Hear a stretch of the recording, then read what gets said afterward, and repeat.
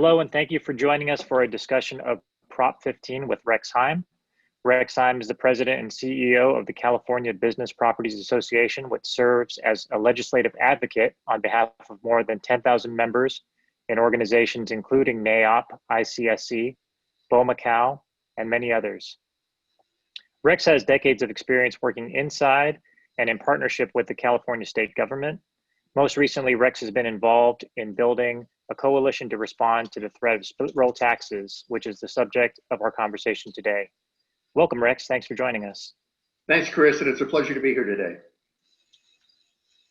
Rex, we're here to talk about what Prop 15 is, the history of Prop 13, who supports and opposes the ballot measure, the likely impacts if this passes, and what actions we can take to help defeat the measure.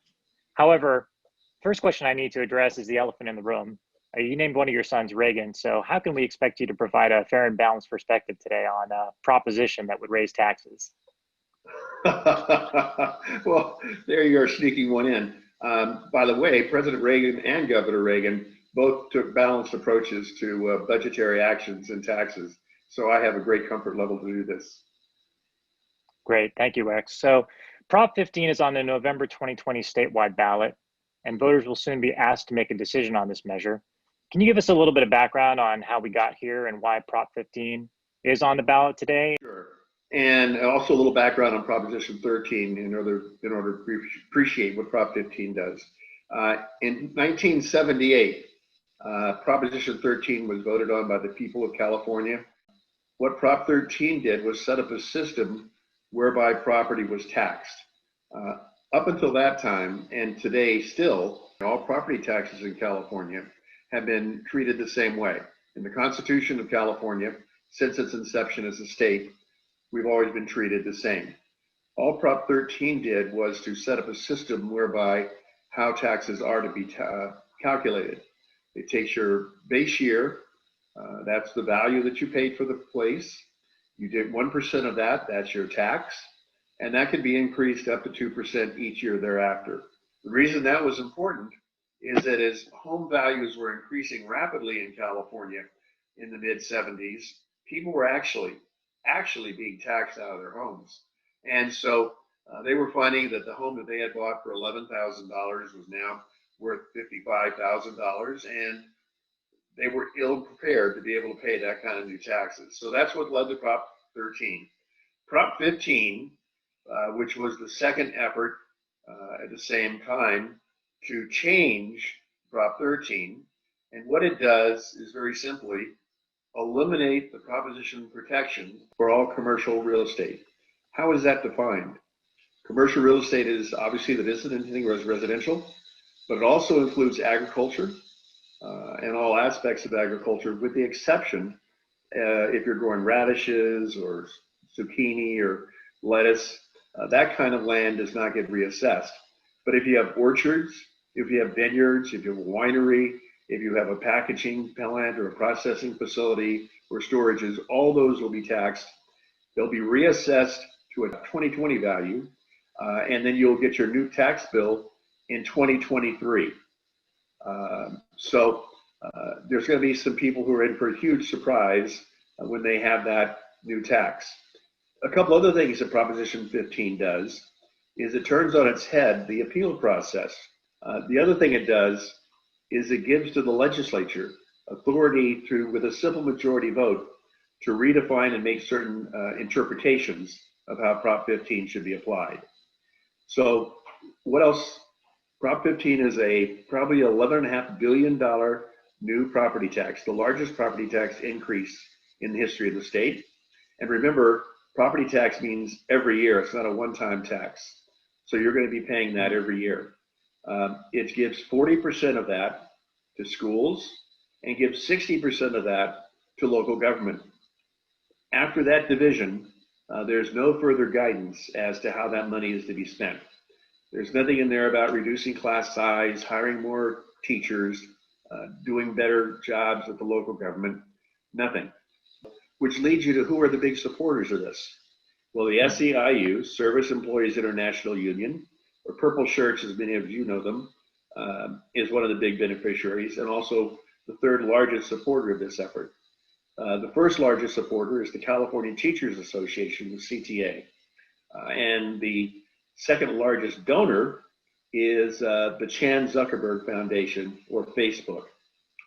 That particularly sticks in my craw in that while they're profiting this huge tax increase on Californians, last month they began groundbreaking on their new $800 million campus, not in California, but in Tennessee.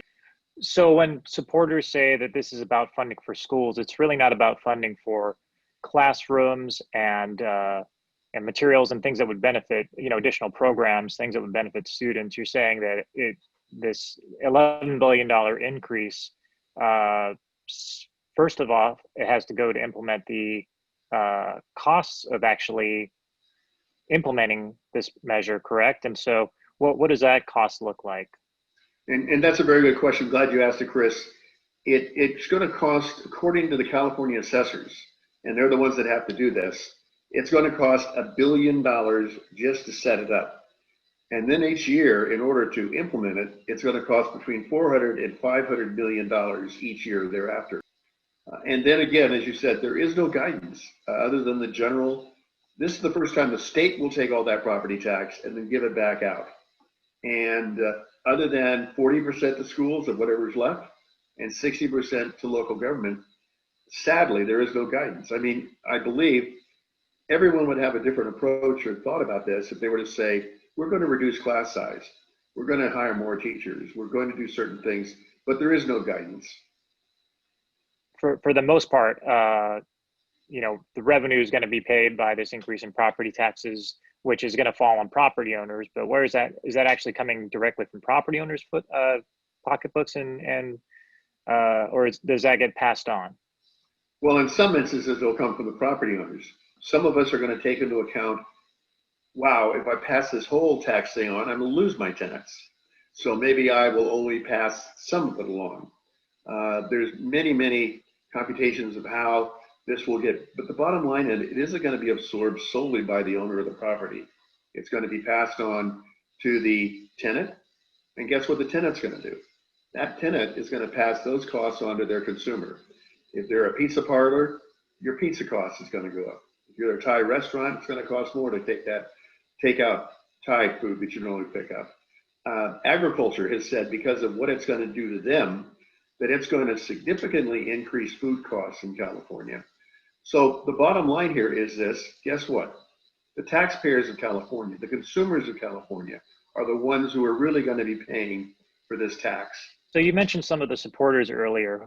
Who's against the bill besides obviously the property owners and real estate owners who see the impact of this firsthand?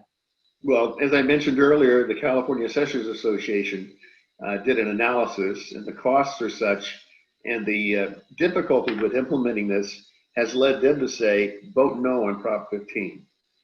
Agriculture, all the farm groups, the Farm Bureau, the wine grape growers, etc., all of them assessed it and said, vote no on Prop 15.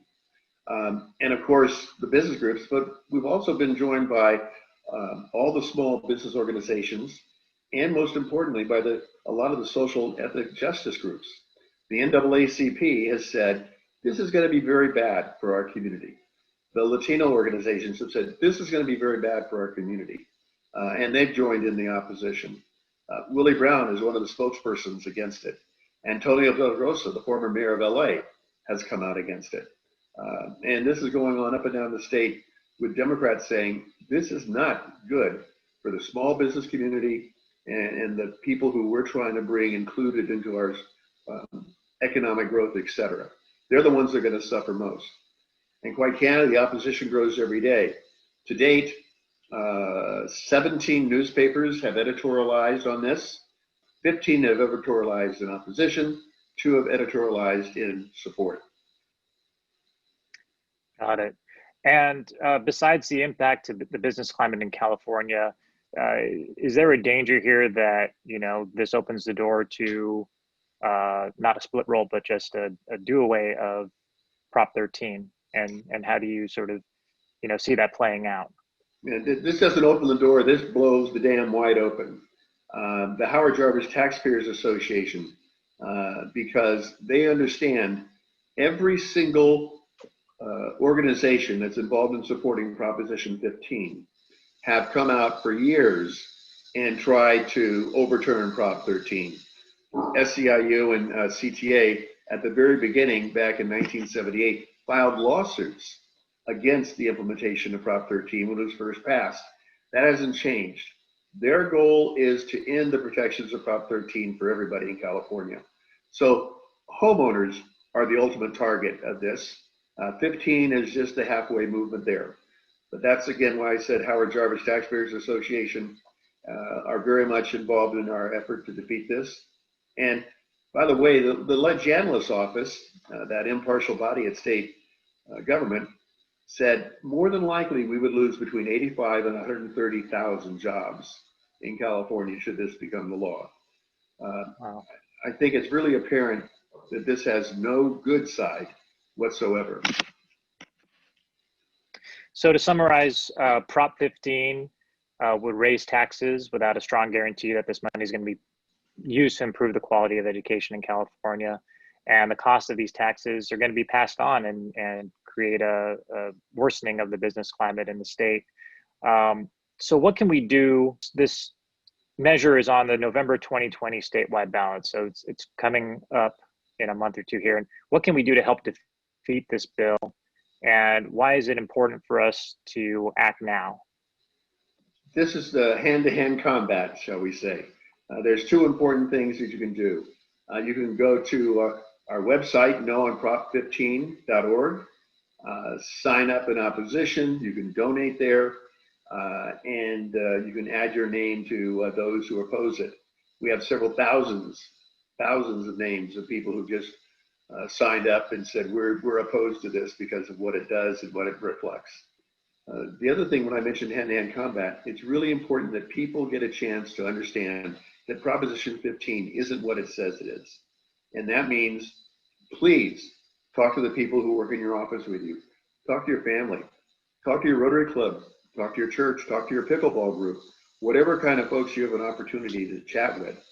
Share with them as a person to person how important defeating Proposition 15 is.